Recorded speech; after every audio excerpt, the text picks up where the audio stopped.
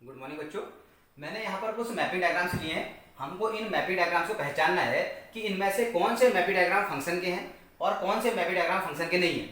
देखिए 1 2 3 4 डायग्राम्स है। इनमें सबसे पहले डायग्राम को देखते हैं। यहाँ पर देखिए सेट ए के एलिमेंट क्या है 1 2 3, सेट बी के एलिमेंट है एक्स वाई जेड। अब हम यहाँ पर देख रहे हैं सेट ए के ईच एलिमेंट की सेट बी में एक यूनिक इमेज है।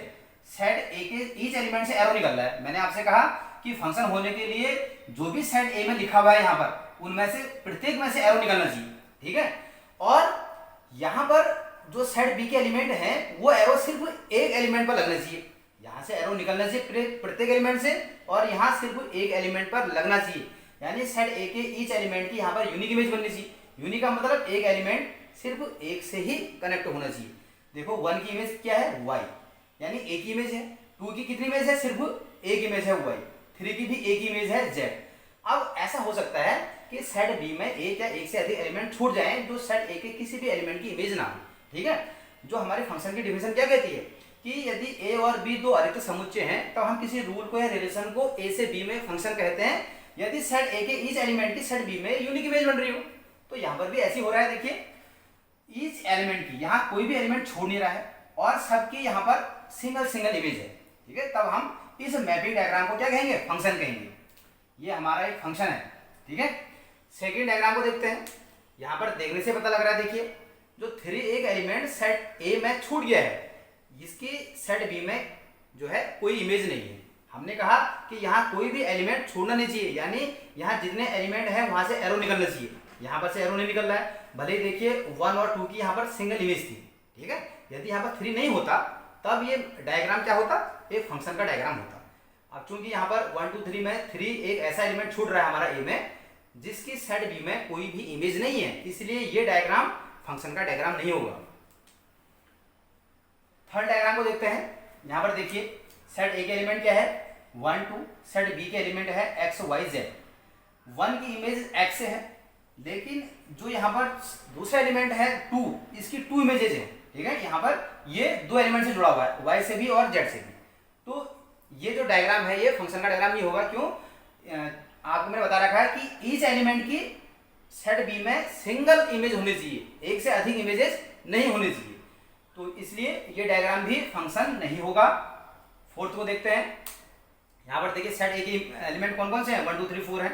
सेट बी के एलिमेंट एक्स वाई जेड है। 1 की इमेज जेड है, यानी कि एक एलिमेंट की एक इमेज है। 2 की एक ही इमेज है वाई। 3 की भी एक ही इमेज है। 4 की भी एक इमेज है, ठीक है। भले ही यहाँ पर ऐसा हो रहा है कि जो 3 एलिमेंट की एक इमेज हो रही है, इससे कोई फर्क नहीं पड़ता है। यहाँ का कोई एलिमेंट छोड़ना नहीं चाहिए और यहाँ का ईच एलिमेंट की सिर्फ यहाँ पर एक ही इमेज होनी चाहिए, ठीक है।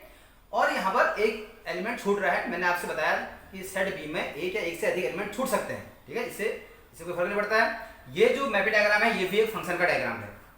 अब देखिए यहाँ पर मैंने कुछ रिलेशन लिखे हैं, 2 रिलेशन लिखे हैं। हमको बिना इनके मैपिंग डायग्राम बनाए हमको बताना है कि कौन सा रिलेशन एक फंक्शन होगा, ठीक है। इसका डायग्राम अभी नहीं बनाना है। देखिए यहाँ पर रिलेशन के ऑर्डर पेयर लिखे, ठीक है।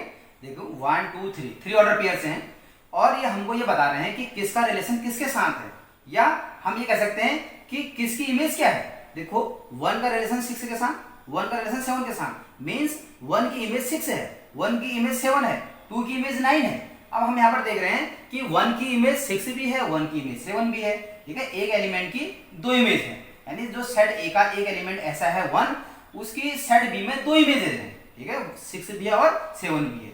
तो जो ये रिलेशन है ये फंक्शन नहीं होगा। हमने इसको देखकर ही बता दिया है।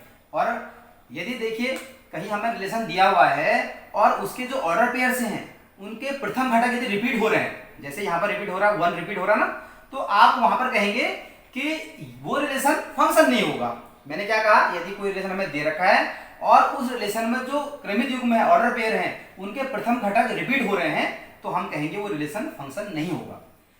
यदि हम इसका डायग्राम खींचे तो देखिए अब इसका डायग्राम बना सकते हैं। इस साइड ए है, इस साइड बी है, इसमें एलिमेंट है 1 और 2 और यहाँ इनकी इमेजेस क्या है 6 7 और 9। 1 की इमेज 6 भी थी, 1 की इमेज 7 भी थी, 2 की इमेज 9, ठीक है। तो ये रिलेशन तो है लेकिन ये फंक्शन नहीं होगा।